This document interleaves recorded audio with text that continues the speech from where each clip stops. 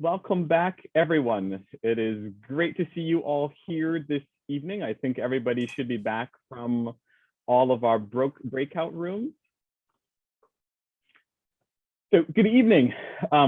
Thank you all so very much for taking some time to be here this evening to be a part of the conversation.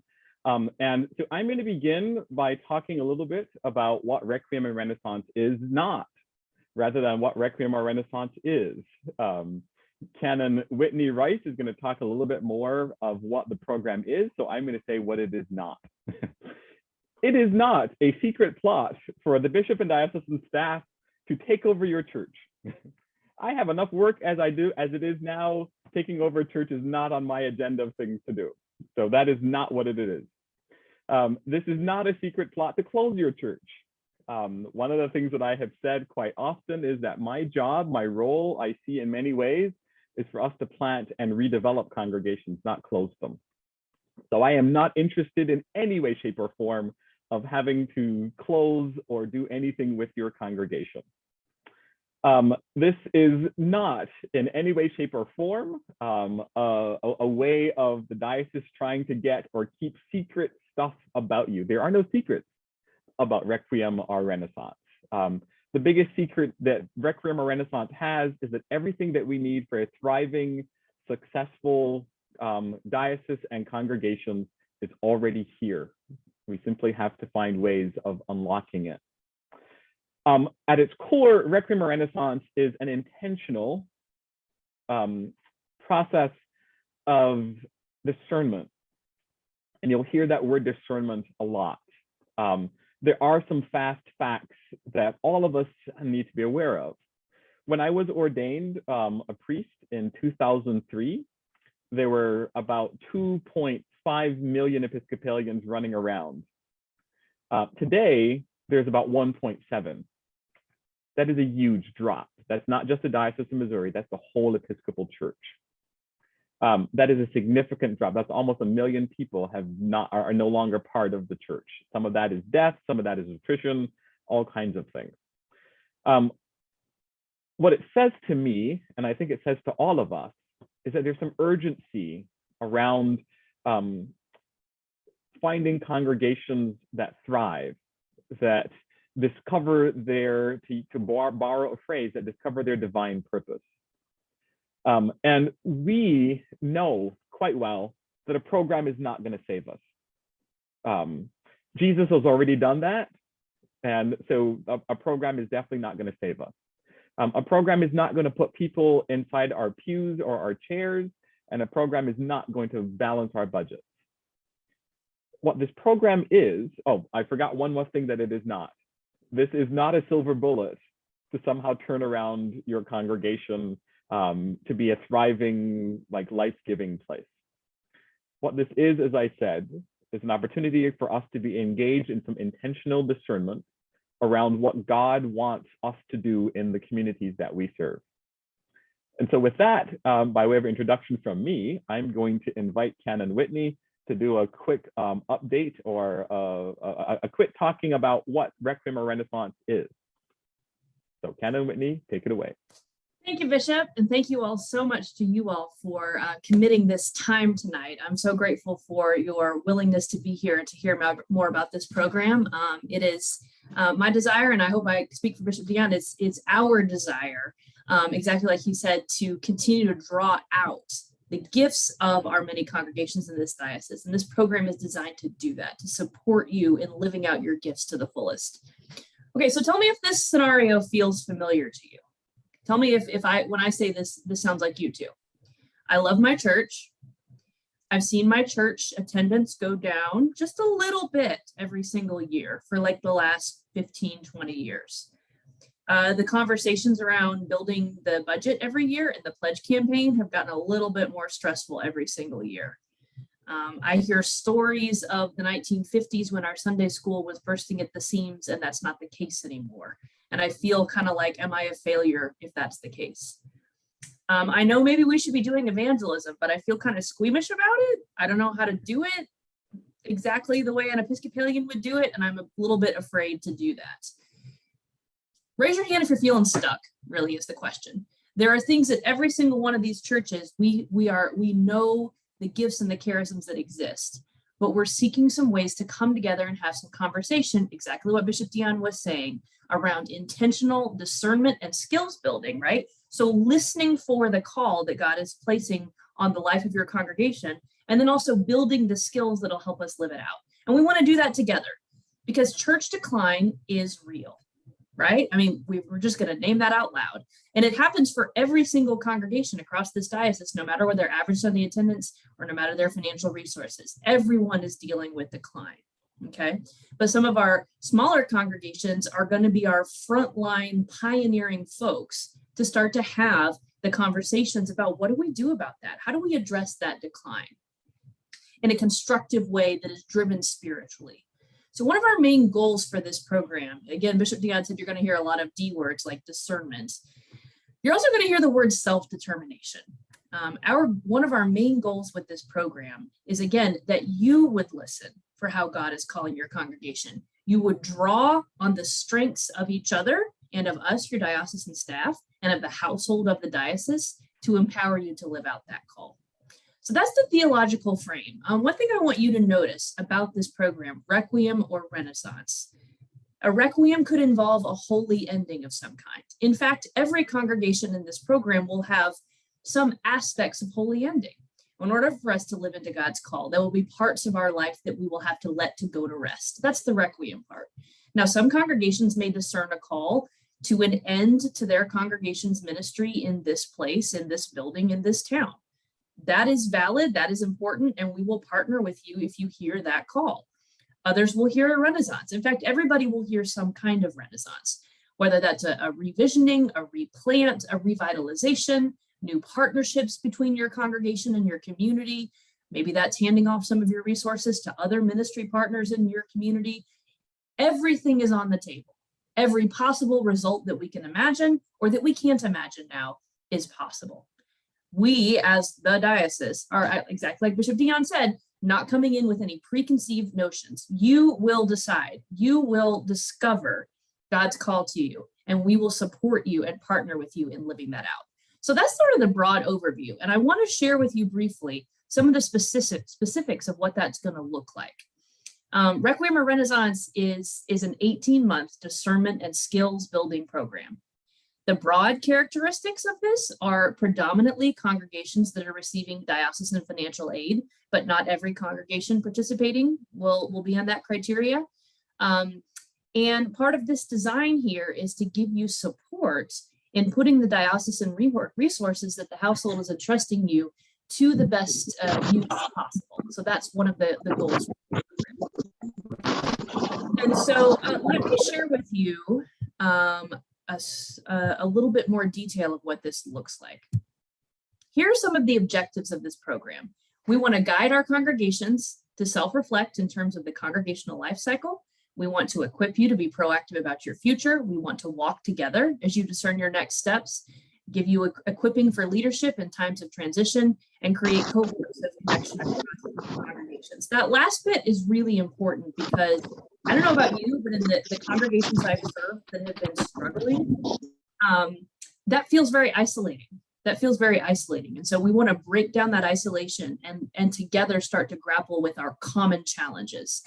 We'll start meeting in January of 2022. It's an 18-month program, like I said, that meets for one full day once a quarter. I'm going to make this a little bit bigger so you can see. How does this work? Okay, you're going to form a team. It'll be your clergy plus 4 to 5 lay leaders from the parish. At least 2 members of the team should be from your bishop's committee or your vestry. We will offer this hybrid. Our strong preference is to have folks gather in person, but we're going to have to roll with the punches with COVID. You know that well. We have 4 congregations that have committed to being a host for those meetings. So let's say the one in January is at Christ Church Cathedral. As many of us come there as possible. And then the next one is at Trinity Hannibal. As many of us come there as possible. We are going to ask that prior to each gathering, your congregational team decide together whether you want to come in person or whether you want to do it from like your parish hall or your living room or whatever it might be.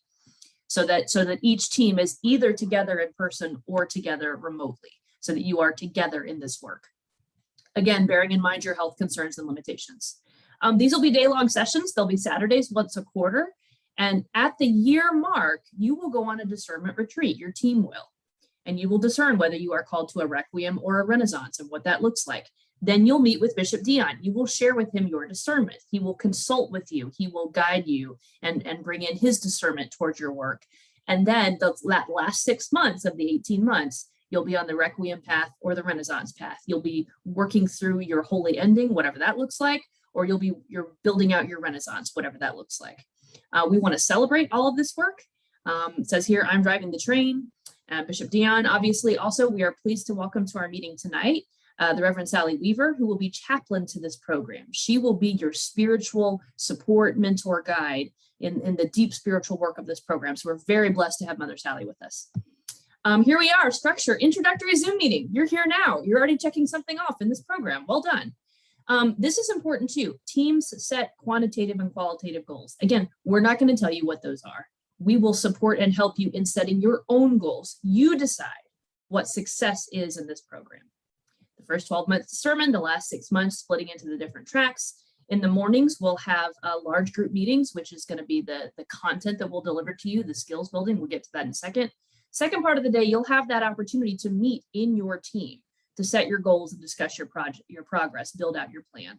And then it says here 3 months post-program follow-up, but really the follow-up and support from Bishop Deon's team is going to be much longer than that. So you really you're not floating out there alone as you live out this plan you're creating for your congregation. Here's just sort of a sprinkling of some of the content we're gonna give you. I don't want to take too much time on this because I want you to have plenty of time for questions. But you can see the highlights here of the content we want to cover: congregational discernment, life cycle of a congregation, demographics, missional community, spiritual practices, community listening, parallel development. Stewardship's going to be a big one, including stewardship of buildings, because that's a challenge for almost all of us. Experimental ministries, church conflict, fire insurance. We're going to get into some deep territory, and conflict could be a part of this. So how do we make that conflict productive rather than destructive? We'll talk about that. Then we split into the tracks. So the Requiem folks are going to cover what is a holy ending, documenting history, tending to grief and loss, celebrating the saints of before, searching for whom to seed. Any congregation that discerns a Requiem, we are hoping that they will be seeding some other new ministry. There will be some other group of folks in your community who need a building or who need the last $1,000 left of your endowment or whatever that looks like. So that's an option there. And then the Renaissance folks, different models for that, including leadership models, right? The days of one priest, one parish are fast vanishing, as many of you all have already discovered. Again, you are the pioneering folks on the forefront of this work. The rest of the diocese will be looking to your leadership for having this conversation, and they need you to have that conversation and to lead the rest of us in that. Evangelism, it's in my job title. I'm not going to let you get away without talking about that. We'll do some church planting principles and techniques, spiritual stewardship, community engagement, and project management. Again, here's milestones and metrics. We're searching for 100% participation by parishes on diocesan aid who are not already participating in some other type of program, the parochial documentation. And then the qualitative goals are really, frankly, more important. We want you to have a clear sense of God's call for your future, feel supported and connected to the household, have the tools to live out your discernment, a renewed sense of energy and possibility, a deeper connection to your faith and your faith community, and deeper engagement with your town, city, or county. This is kind of stuff you all need to fool with: expenses and funding. We will feed you, I promise. And then all of the communications before, during, and after. And then our little concluding bit here is Bishop Deon has discerned, and he has told us that he is not called to preside over the demise of the Episcopal Church in the eastern half of Missouri. And so just to kind of wrap up here, it is incredibly intentional that this program is not called Requiem or Resurrection, okay? It is called Requiem or Renaissance. Why? Because resurrection should be a part of both of these paths. We believe that. The entire reason why we can have the conversation around decline, and dare I say it, the death of the church, is because as people of faith, we're not afraid of death. We know that moving through death, moving straight through the cross, is the place where we start to move toward the empty tomb and resurrection. So resurrection should be surrounding and filling every part of this process. And that's our genuine hope and desire. So that's the brief overview. That document that I was just sharing with you is called the Project Charter. It is available to you if you're interested and want to have, time to read that in more detail. It'll also be available by the time we get to Diocesan Convention. But if you want that, please just email me and I'll make sure you get it. So that is the overview. I'd like to turn it back to Bishop Deon.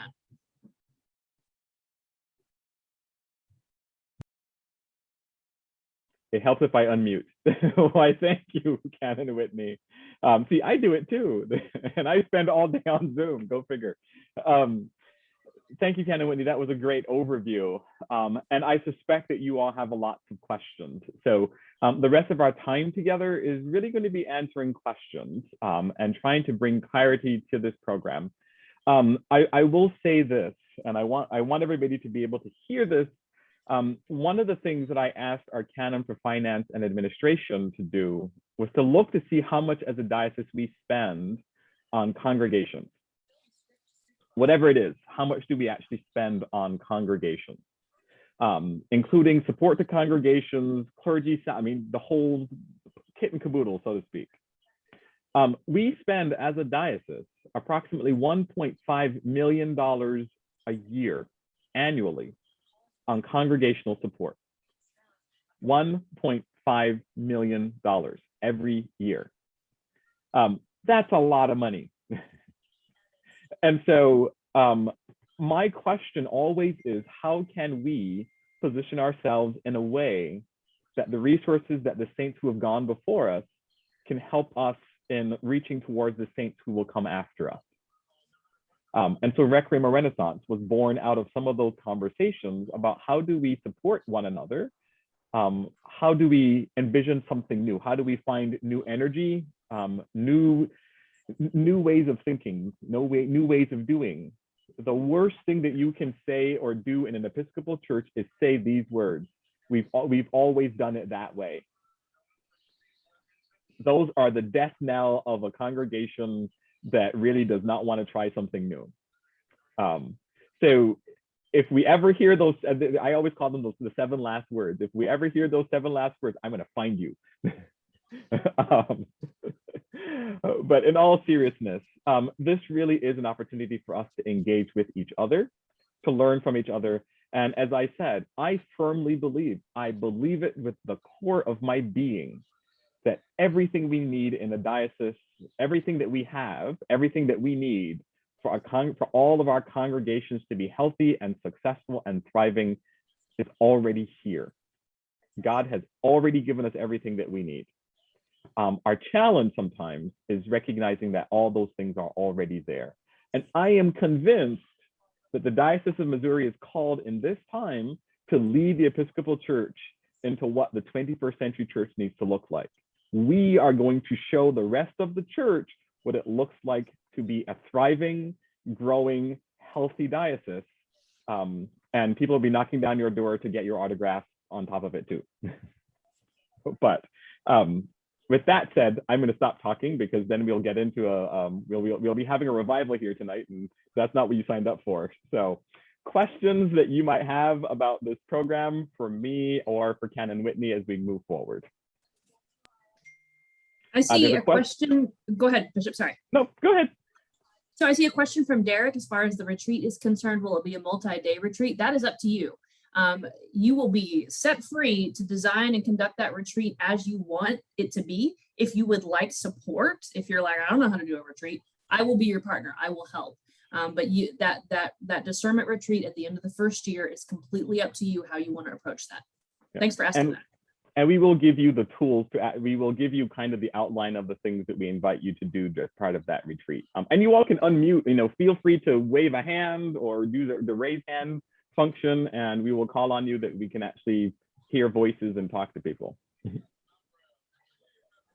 You will actually get a copy of that outline that Canon Whitney sent. I think we'll just send it to all of the participants, Whitney. Yeah, the charter document, I can put that in the chat right now, so y'all have got that, and I will also send it in a follow-up email. Yep, and the dates of the retreat are not yet set, but again, as a congregation, you will decide when you want to do that. We have some times that we set aside when we invite you to do it, but again, there will be very little of you are going to do this way. Each context in the diocese for ministry is different. And if you've spent any time around me, I am not, I'm going to tell you what to do type of person. I'm much more of, here are all of your options. You choose which one's best for you. I want to add something that came to me in the chat, a question. Okay, so we will actually, there are 18 congregations participating. That's a lot of folks. So we are going to split this into 2 cohorts. One cohort will begin in January of 2022, and one will begin in June. I'm going to paste that in the chat, but I will also read it out because I know not everyone is able to see the chat. So hang on just a second. There's that. So cohort 1 starting in January is, hang on, Trinity Hannibal, St. John's Tower Grove, Trinity DeSoto, All Saints Farmington, St. John's Eolia, Calvary, Louisiana, St. Barnabas Florissant, Holy Cross Poplar Bluff, and Christchurch Cape Girardeau. Cohort 2, which starts in June, will be St. Albans Fulton, St. Paul's Ironton, St. Paul's Carondelet, St. John and St. James Sullivan, St. Stephen's Ferguson, Good Shepherd Town and Country, St. Luke's Manchester, St. Mark's Portland, St. Paul's Sykeston. Again, you don't have to remember all this. All of this information will be coming to you in a series of emails, but just to start it, getting it on your radar. Yep. There was another question that came in about transparency to congregations. You are welcomed in this program to share every and anything with members of your congregation. This is not exclusive. There is nothing in this that is kept secret. What I recommend is that you, once you are in the program, well, even before then, you're already in the program, welcome. I recommend that you communicate regularly to your congregation. Give them as many updates, share as much of this document or documents as possible. Have Canon Whitney or myself or Sally or any of the folks that are part of the teaching cohort come and talk to your congregation about it. We are happy to do that type of thing. I love Zoom. Well, no, I don't love Zoom. I endure lots of Zoom. So I am happy to Zoom with your congregation if that would be helpful in sharing the information, but there's nothing in this that is intended to be secret. I recommend that you share it at you have annual meetings coming up in January and February. Share this with your annual meeting. Canon Whitney and I may actually record a video or something that you can play at your annual meeting if that would be helpful. But the more information you can get to your congregation, the more involved you can get your congregation into this, the better. We limited it to 4 to 5 people from your congregation simply because it is really hard to, get a couple dozen people from every congregation together in a meaningful way. And so we trust those leadership folks to be able to do what they're called to do. But please share as much of it as you can. John from Tower Grove. Sure, thanks. I have a question that I must ask on behalf of my vestry. And that question that was brought up during our vestry meeting was why, as this project relates to the vision and growth and discernment of the Eastern Diocese of Missouri, why the participation in this program is limited, or the requirement of this program is limited to only those congregations receiving financial assistance. Yep. I know that's tricky. No, but it's not. I will give you the very straightforward answer. Because those congregations receive financial assistance from the diocese. This is, if you remember 20 years ago during the walkabouts, when we were vetting candidates for bishop, one of the questions that was asked of me and the other candidates at the time was around, congregational accountability. And what's the accountability for congregations who are receiving some kind of financial assistance? And if you remember correctly, I said, well, if you elect me, one of the things that we are going to do is figure out ways that we can be accountable to each other. And so Requiem or Renaissance really is an opportunity for us to be accountable to each other. Eventually, all of the congregations in the diocese, or most of the congregations in the diocese, are going to be a part of Requiem or Renaissance. The congregations that receive financial assistance seems like a logical place to begin, because that's a cohort that we can say, we need you to be a part of this. So the other part that I'd added is that I said we were going to try something. And so this is one of the big first things that we will try. And I will ask your indulgence and your patience sometimes with this, because we are trying this for the very first time. I can tell you there is no other diocese in the Episcopal Church that's doing this. So there's a bunch of different dioceses looking at us to see, okay, how successful this is going to be will depend on if this becomes something that spreads beyond our diocese. But we get to experiment, we get to try. There are some parts that we are going to fail miserably at, but you learn a lot sometimes from your failure than from your successes. So I am all in for failing big and successing big. So thank you, John. Great question. Thanks. Other questions? My goodness, Whitney, we were super clear. There are no questions. Nancy from St. John. Yeah, so my question is, regardless of which path you end up pursuing, it seems to me it's very possible that any ultimate resolution may take significant time outside of this 18-month period. So what are your thoughts on that? So the Requiem or Renaissance 18 months is to really lay a foundation for each congregation. It is not building the whole plane, church building, pick your favorite metaphor. It is literally the foundation. It is giving you the tools to say, this is where we're going to start from. How you do that is really left up to your context. And we will partner with you well beyond the 18 months as I said, I am interested in the long-term health of this diocese. I'm going to be here for a long time. I am still the youngest bishop in the Episcopal Church. I'm going to be for a while. So you're stuck with me for a really long time. And I want, by the time I retire, that I can leave this diocese, as I said, twice as big as it is when I started. So my goal is that we are going to move heaven, earth, and everything in between to try to help you with whatever we can beyond the 18 months. So just because you get a little certificate at the end and you have a celebration and say, yay, we finished Requiem or Renaissance, doesn't mean that we're done with you. I know where every church in this diocese is. I've been to every one of them. I will find you. Thank you. You're welcome. I thought I saw somebody else waving.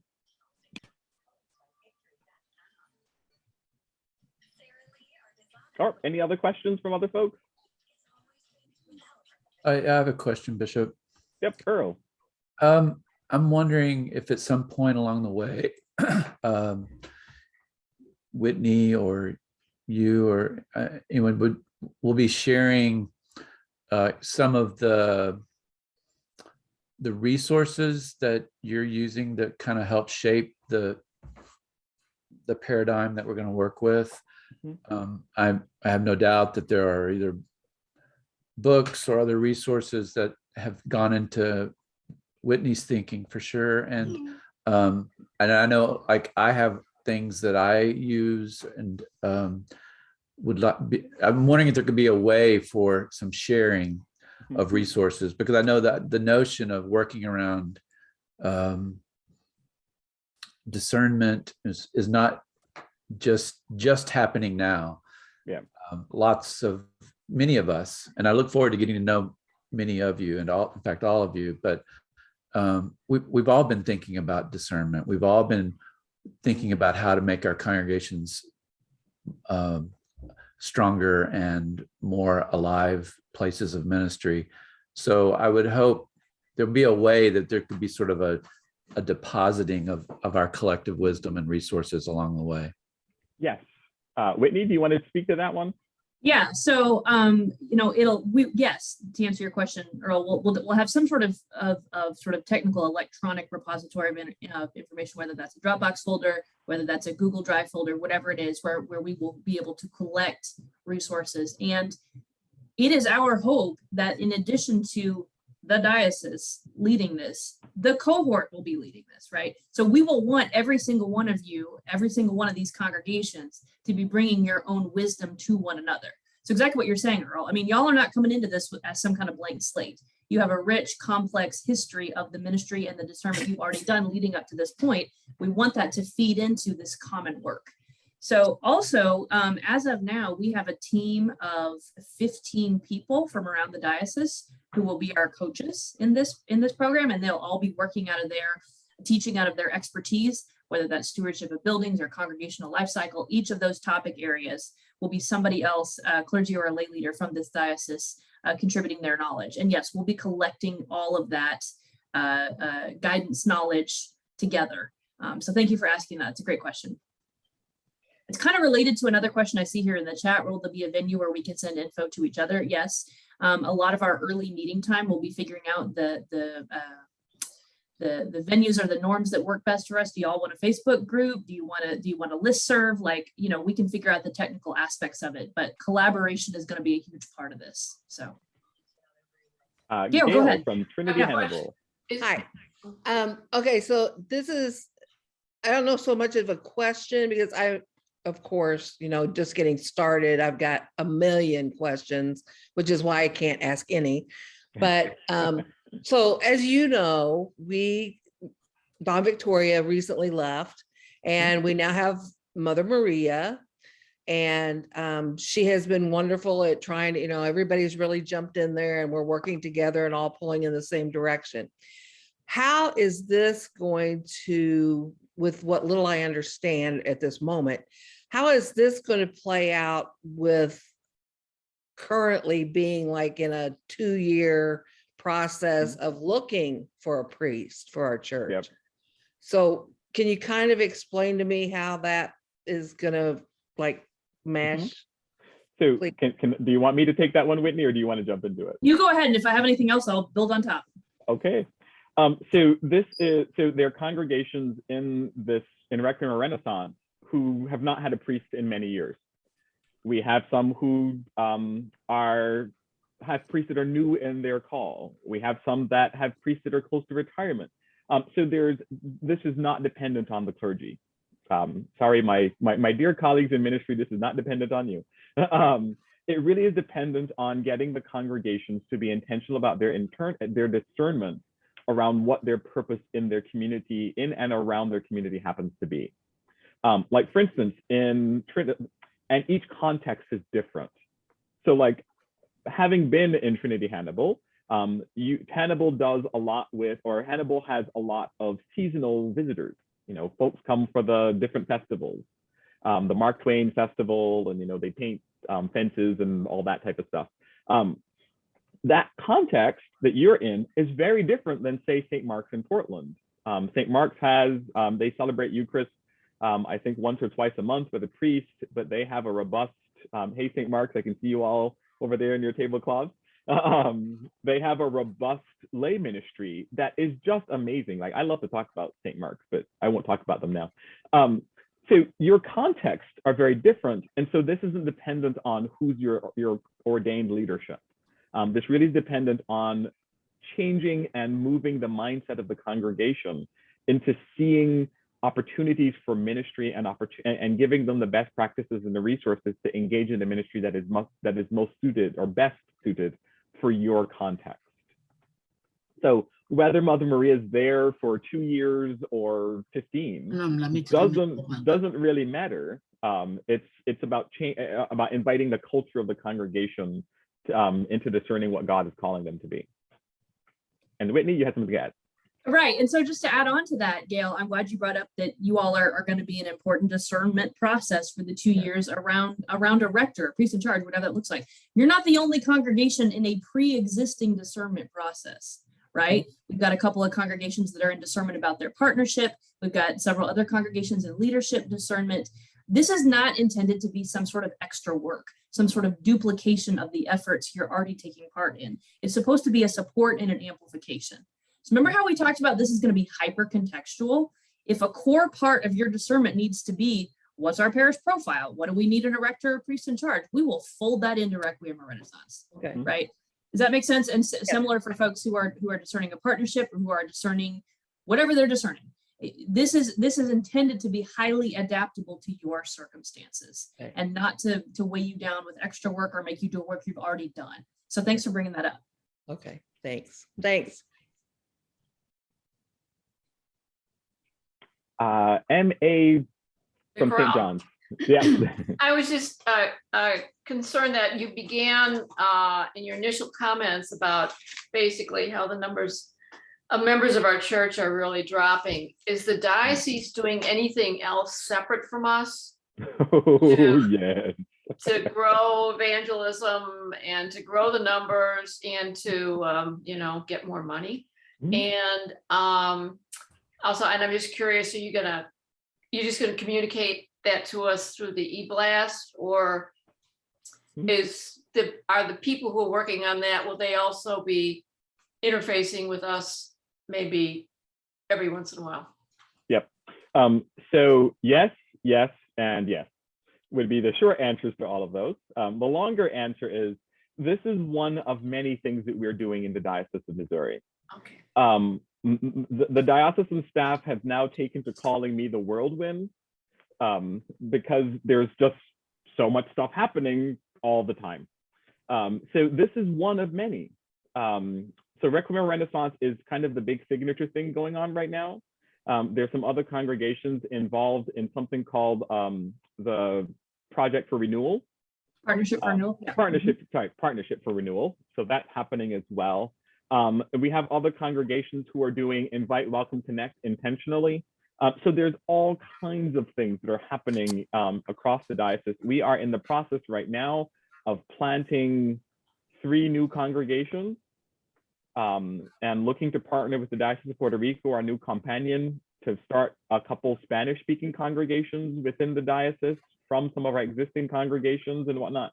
We just found out that there's some other opportunities for engaging some of the folks from India in different parts of our diocese. So this is one of many initiatives that are happening. When you come to diocesan convention and see the reports of all the work that's going on in the diocese, you'll recognize that Requiem Renaissance is just one part of many of the other things that are going on. I am convinced that we as a church, that we can walk and chew gum and spin plates and run down the street all at one time. Thank you. We are not a one note pony. Like, I think I just mixed metaphors. Well, you get my point. So thank you. Other questions? For all of you introverts in there, come on, this is your time.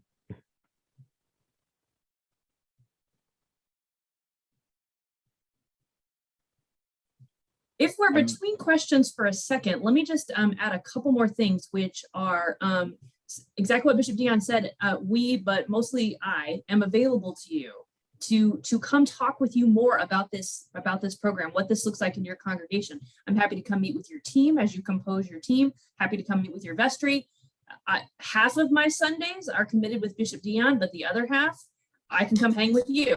So if I'm booked through the end of this year, but in the new year, I've got lots of time. So, please let me come out and do a forum with you. Whatever communication or partnership I can do with you to help your congregation get a sense of what this program is, I am here for that. Maybe that's a town hall of a Wednesday night, whatever you need. So I'm going to post in the chat a link, which is where you can schedule time with me. And this is on a sort of a 9 to 5 basis, but I'm not limited to that by any means. And mostly if you wanted to have a congregational meeting or a vestry member meeting, it would probably be of an evening or a Saturday.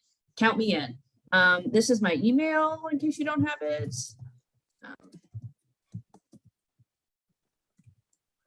And basically this program is my highest priority and what Bishop Deon has commissioned me to really dig in on. So please rely on me and let me support you in this. I'm jazzed about it. I hope you're jazzed about it. So. Yep. I will add to that I am also available, much less available than Whitney, but I'm also available to come out and be with your congregation in the evenings, particularly to do town halls or to have conversation, etc. If you would, I'm also one of the faculty members for this, so you will be also seeing me presenting and talking about some of our liturgy and space and all of that type of stuff. So if you would like to have, if you'd like to have me do a town hall or something with your congregation or meet with your vestry, I do that. I put Jillian Smith's email in there since she is the one who wrangles the chaos that is my calendar to the ground and makes it go running scared. So by all means, reach out to Jillian, and she does a really, really good job of making sure that you can get onto my calendar as soon as possible. So I'm happy to be able to do some of that too. And somebody else just brought up something. Most of you are on this meeting because you were on a list of clergy or wardens at these congregations, but as your teams build, and there will be other stakeholders in your congregation, anybody you want on the Requiem or Renaissance mailing list, the email list, to get the information, to get the Zoom links, all the stuff, send me those addresses and I'll add them to the Requiem or Renaissance database, so to speak, so that folks can get those communications. You don't have to keep forwarding things.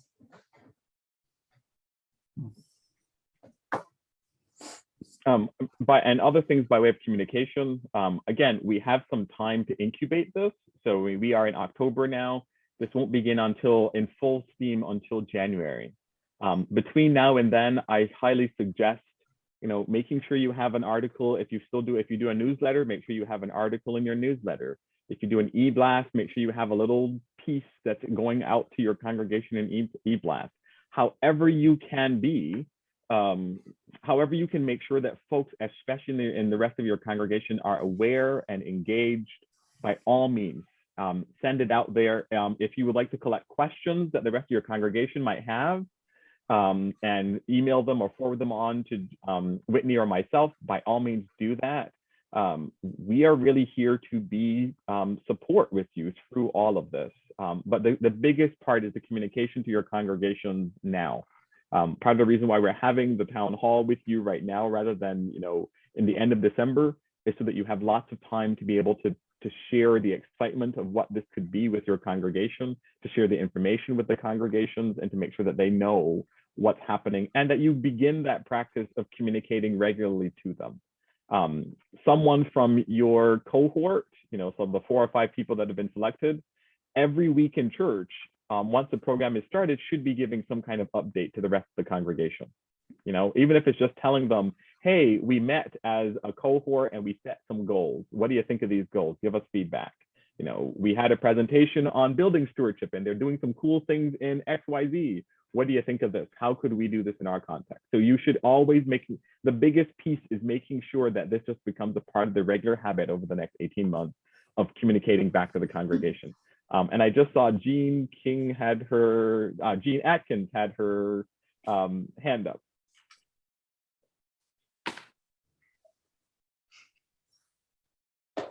I'm sorry, I didn't mean to raise my hand while you were talking. Oh, no, that's what it's for. I did have a question about the people who are members of our team.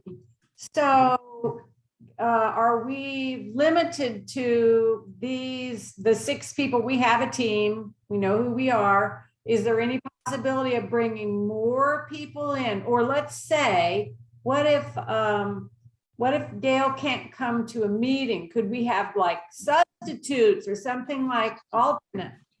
All of the above. Okay. So if you want to bring the whole congregation, just give us a warning. But it really isn't limited. We suggested 4 or 5 because it's easier to get 4 or 5 to be able to travel and to be, because we're doing 4 different places in the diocese, because the diocese isn't just in the metro area. It is spread out. I mean, we cover a lot of ground in this diocese. So that's why we have the 4 different locations, so we can, go to the one that's closest to you, if that makes sense. And so if you have more people in the congregation, you could, have like 10 people who form this committee.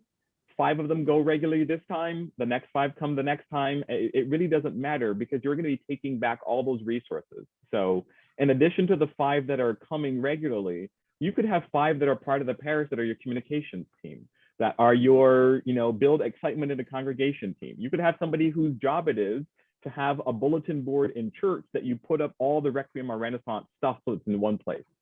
however you do it. So yeah, it doesn't matter how many people you bring. We recommend 4 or 5 simply because of portability. And as Canon Whitney mentioned, this is all going to be, all of them are going to be recorded. So, and I suspect that we will be sending you a link to that recording whenever they're done. So if you have 5 other people in the congregation, in addition to the ones who actually attended the session, you can just show the recording to them or share it with the rest of your congregation, and you just keep moving. So we are not setting any number limit for how many people can show up or be a part of it, especially in a congregation. But we recommend that the 4 or 5 be the ones who consistently be there. Just to add, I know we're right at the end of our time, but just to add to that, what will not be helpful is if you're like, well, they're all going to be recorded, so we don't have to come. Right. Yeah. So please do try to commit. And again, that's a great idea, using substitutes if you need to, if not everybody can make every meeting. But the work that we do together in person as much as we can on the day of our gatherings will matter a lot. And as I'm sure you can imagine, what you get out of this program is what you put into it. We are asking for a commitment here. We are asking for a commitment and an investment in your own future. So. Yep. Well, and we will record the sessions, but we will not record the conversations that you're going to have. We're not going to record the breakouts and the small group conversations that you're having. And I have found most of the time, a lot of the ideas and incubation starts when the presenter stops talking. So, those conversations that you have around what the presenter said and all that stuff, that's usually where the meat comes in. And so we're not recording those. We're going to record the presentation. So there's an incentive of being in the room because you can ask the presenter questions, and you'll have some time to be in small groups and percolate for what you heard and stuff like that. So we expect that there'll be some commitment for you to be there and to continue to share this once you go back. Any final wrap-up questions? Yes, I see one more. M.A. I have a concern, and that is that as the word gets out, we're not keeping it a secret. We at St. John's and the rest of the churches want new people to come and join us. I do hope that the word that gets out does not mean, oh, they're thinking about closing the church, because that would be the worst thing in the world. That would be an albatross around our shoulders in trying to bring in new people. So I'm just sharing my concern with you, and the 2 of you can help to finesse it or whatever, so it doesn't come across that way, especially when we're seeking newcomers. Let me repeat what I said at the very beginning. I am busy enough as it is. I do not have time to be closing churches. I don't have the time. I have lots of energy, but not the time. So there is no, you can put that, there's a reason why in the frequently asked questions, that's the very first question or the very first one, because that's not what we intend for this. I can't emphasize this enough. This is all contextual. You will make those decisions on your own. What we will do is we will give you all the tools to make the best decision for what you need to do. I've been doing this type of congregational renewal and revitalization as part of my parish ministry before I became bishop. And I can tell you, the hard conversations are always the things about what do we need to let go of. That's the Requiem part. What are things that we need to let go of so that we can be freed up for something new or freed up for something different? I have seen some congregations who have said, you know what, the best thing that we can do is get rid of this building and move to a different building that works much better for the work that we want to do. I've seen some congregations like the one that I came from who said, you know what, we're going to gut our 140-year-old building and renovate it from the ground up as best that we can. I've seen other congregations who said, you know what, we have $10,000, we're going to invest that in renovating as much as what we can that we have now. And they've seen a whole bunch of different things happen out of that. But it's all, as we said, contextual. You get to make the decisions for you because I'm not interested in closing congregations. I'm interested in planting them and redeveloping them. So if you want to quote me as saying something, quote this. The bishop is not interested in closing congregations. He's interested in planting and redeveloping them. We might make that a mantra that we begin at every at every session that this is about redevelopment, not closing. So, I hope that, I mean, you get to be the ambassadors of this. You know, you get to be the ones that can say, no, this is not about the bishop or the diocese taking over our church. No, this is not about the bishop wanting to close your church. This is about us intentionally going into discernment so that we can make decisions that will best reflect the future that God wants for each and every single one of the communities of faith in this diocese. It means that we will have to do things different. I will say that again. It means that we will have to do things different. One of the things that drives me crazy often in the church is that we will do the same thing expecting a completely different result. And the last time I checked, that's the definition of insanity. We need crazy Christians. We don't need insane ones. So now don't quote me as saying, as a bishop saying that we are insane. I'm saying we need to be crazy enough to do something different. We have to take risks. And I can tell you as a church, we are risk avoidant. I am not. I say take as many risks as we possibly can because God is often in the margins. So, I mean, this takes a level of trust. And one of the things as a diocese that we will have to learn is to trust each other, that we are going to move forward and that the best days of this diocese are ahead of us, not behind us. You know, the 1950s was wonderful, but here's some things about the 1950s. Canon Whitney would not be a priest, and I would not be a bishop in so many ways. So I am not interested in looking back. My grandmother used to say, you can't move forward by looking in the rearview mirror. So the past is past. We are looking to a much more glorious future that God is calling you and your community. And so we are going to hold hands and walk together into that future as best as we can.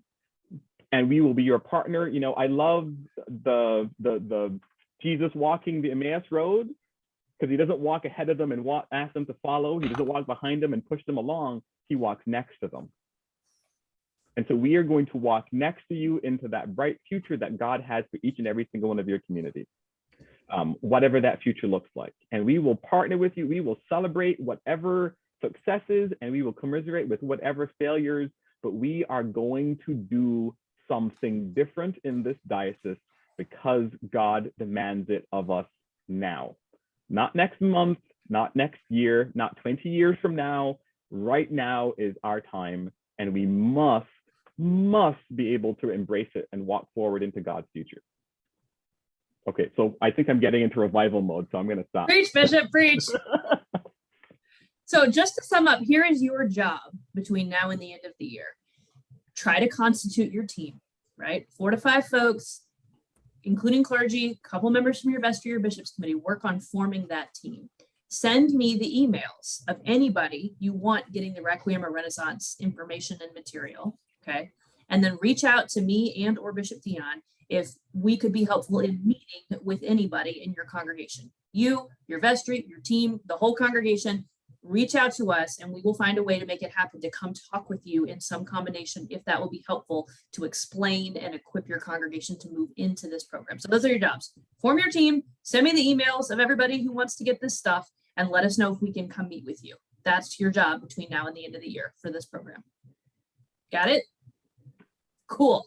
Well, again, thank you all for saying yes to this, for saying yes to God's crazy plan for your congregation and for you, and for saying yes to giving up a piece of your evening to be with us tonight. I don't know about you, but I am excited about what the possibilities that lay ahead look like. I am excited about the future of our diocese.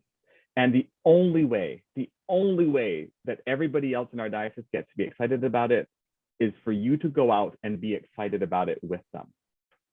So a part of the job is that you get to be evangelists to your own congregation. So as the great theologian Nike once said, just do it. And I'm going to invite our chaplain. I'm going to invite her into her role to close us with prayer tonight. So Sally, the floor is yours. Thank you, Bishop Deon. Let us pray.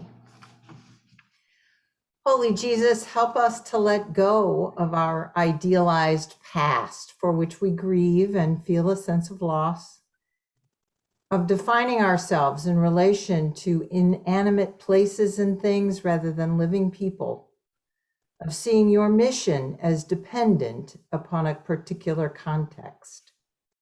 Help us to hold fast to the truth that we are always connected to you and one another regardless of our location, that our deep belonging is inseverable and eternal, that your life and witness call us into movement, change, and growth.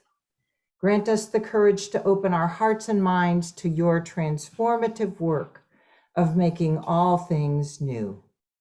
In your holy name we pray. Amen. Amen. Thank you all. Blessings on your evening, and it is so great to see you. Hope you all have a good night. Good night.